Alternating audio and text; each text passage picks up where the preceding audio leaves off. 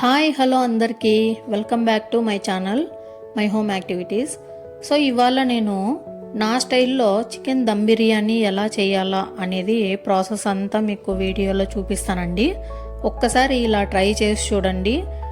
దమ్ బిర్యానీ చాలా టేస్టీగా పర్ఫెక్ట్గా పువ్వులుగా అయితే వస్తుందన్నమాట.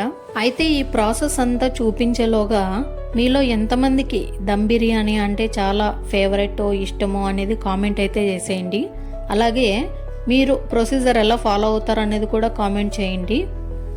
ఒక్కసారి దమ్ బిర్యానీ ఇలా ట్రై చేశారంటే మాత్రం అసలు ఇంకా టేస్ట్ మర్చిపోలేరండి, అంత పర్ఫెక్ట్గా వస్తుంది. ఇంకా లేట్ ఎందుకు, ఈ చికెన్ దమ్ బిర్యానీ ఎలా చేస్తామో అనేది ప్రాసెస్లోకి అయితే వెళ్ళిపోదాము, వచ్చేయండి. ముందుగా మనం 1/2 kg బాస్మతి రైస్ని బాగా కడిగి అందులో వాటర్ పోసి మునిగేంత వరకు నానబెట్టుకోవాలండి. ఒక 1/2 అవర్ వరకు నానాలి. నానితే మనకు ఈజీగా కుక్ అవుతుంది అనమాట. ఇది పక్కన ఉంచుకుందాం. ఇప్పుడు మనం ఒక 1/2 కిలోనైతే చికెన్ తీసుకున్నాము, బిర్యానీ పీసెస్ లాగా కొట్టించుకొని. దీన్ని బాగా శుభ్రం చేసుకున్న తర్వాత ఇందులోకి ఉప్పు, కారం, అలాగే అల్లం వెల్లుల్లి పేస్టు, 1 స్పూన్ ధనియాల పొడి, 2 స్పూన్లు బిర్యానీ మసాలా, అలాగే కొన్ని జీడిపప్పులు, కొద్దిగా కరివేపాకు, అలాగే కొంచెం పుదీనా ఆకులని వేసుకోవాలి ఇందులోకి. అలాగే కసూరి మేతిని కూడా వేయాలి. ఇవి ఫ్రైడ్ ఆనియన్స్ అండి. ఈ ఫ్రైడ్ ఆనియన్స్ వేయడం వల్ల ఈ దమ్ బిర్యానీకి చాలా టేస్ట్ వస్తుంది. ఇవి ఇంట్లోనే చేసుకున్నవి. ఇవే మసాలాలన్నీ కూడా చికెన్కి పట్టేలాగా బాగా మసాజ్ చేసుకోవాలండి. దీనికి వీడియోలో చూపిస్తున్న విధంగా ఒక 5 మినిట్స్ వరకు ఇలానే మసాజ్ చేస్తూ ఉండాలన్నమాట ఈ చికెన్కి. సో ఈ మసాలాలన్నీ కూడా ఉప్పు, కారం, మనం వేసినవన్నీ కూడా బాగా ముక్కలకు పడతాయి. ఇలా ఒక 10 నిమిషాలు వదిలేసిన తర్వాత ఒక 1/2 చెక్క నిమ్మకాయను, అలాగే 2 టేబుల్ స్పూన్స్ పెరుగు కూడా యాడ్ చేసి మరి ఇంకొక 2 నిమిషాల వరకు ఈ పెరుగు, నిమ్మకాయ అంతా చికెన్ ముక్కలకి పట్టేలాగా బాగా మిక్స్ చేసుకుంటూ కలుపుకోవాలండి. వీడియోలో చూపిస్తున్న విధంగా ప్రతి ముక్కకు కూడా ఈ మసాలా తగిలేలాగా బాగా కలుపుకోవాలి. చూస్తున్నారు కదండి, వీడియోలో చూపిస్తున్న విధంగా ఎంత కలర్ఫుల్గా తయారయ్యిందో ఈ చికెను.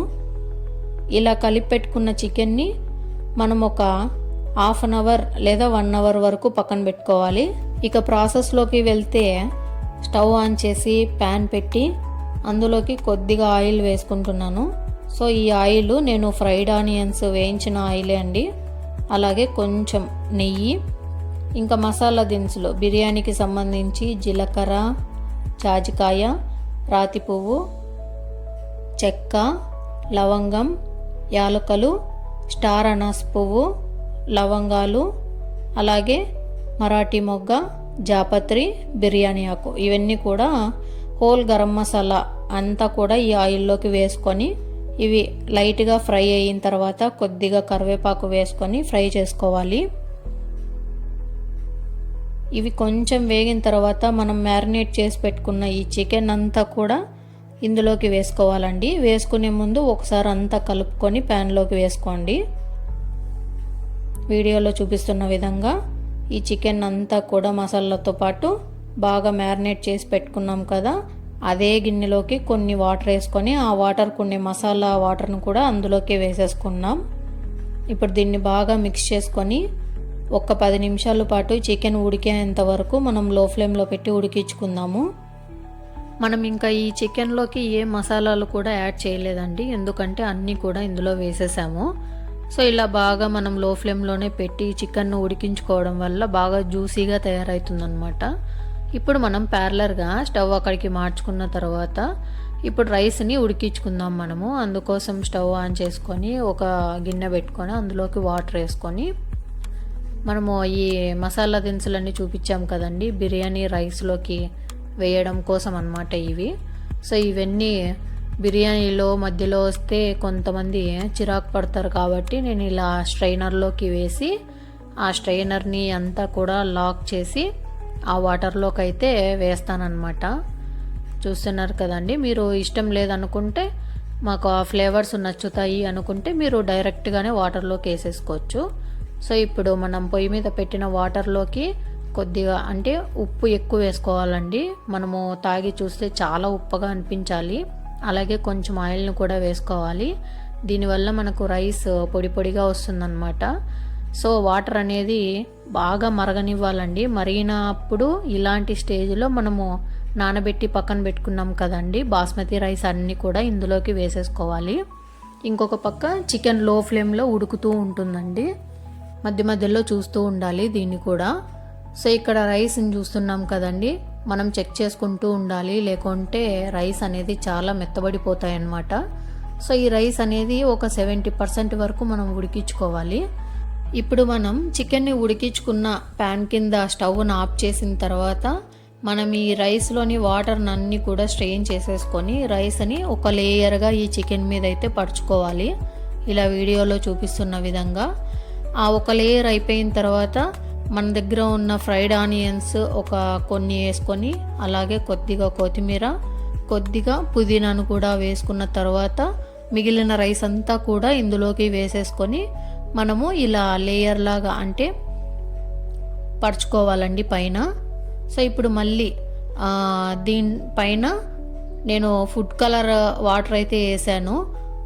అలాగే కొన్ని ఫ్రైడ్ ఆనియన్స్, కొంచెం కొత్తిమీర, అలానే పుదీనా, ఇంకా పైన నుండి నెయ్యిని వదులుకుంటూ ఒక 2 టేబుల్ స్పూన్స్ వరకు నెయ్యిని అయితే వేసానండి నేను.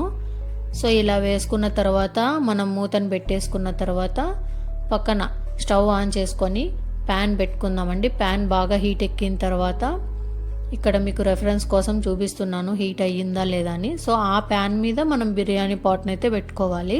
ఇలా చేయడం వల్ల ఏమంటే మనకు కింద ఉన్న చికెను అడుగంటకోకుండా ఉంటుందండి. అసలు ప్యాన్కి స్టిక్ అవ్వదు అసలు.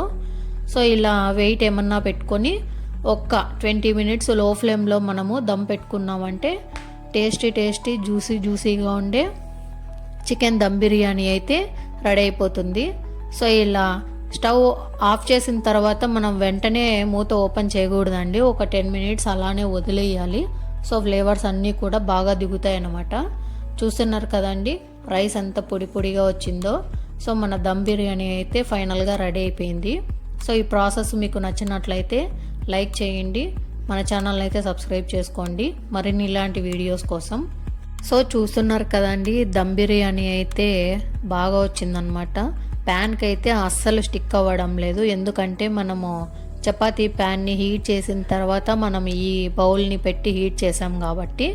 సో లేకుండా డైరెక్ట్గా మనము పొయ్యి మీదే పెట్టి హీట్ చేయడం వల్ల ఏమవుతుందంటే ఆ చికెన్ ముక్కలన్నీ కూడా ప్యాన్కి అంటుకొని పోతాయండి, టేస్ట్ కూడా మారిపోతుంది. సో ఇలా చేయడం వల్ల టేస్టీగా జ్యూసీగా టెండర్గా అయితే వచ్చిందనమాట. ఈ వీడియో కనుక మీకు నచ్చినట్లయితే లైక్ చేసి మన ఛానల్ని అయితే సబ్స్క్రైబ్ చేసుకోండి. మీరు కూడా ఒకసారి ట్రై చేసి నా బిర్యానీ రెసిపీ అంటే నా స్టైల్లో ఎలా వచ్చింది అనేది కూడా మీరు ట్రై చేసి చూసి నాకైతే కామెంట్ చేయండి. ఇలా చేసుకుంటే మాత్రం బిర్యానీ పర్ఫెక్ట్గా వస్తుంది. సో వండటం రాని వాళ్ళు కూడా ఈజీగా చేసేయచ్చండి. ప్రొసీజర్ కొంచెం డిఫరెంట్గానే ఉంటుంది కానీ టేస్టీగా ఉంటుందన్నమాట. ఒక్కసారి ట్రై చేయండి మీరు కూడా. Thanks for watching guys.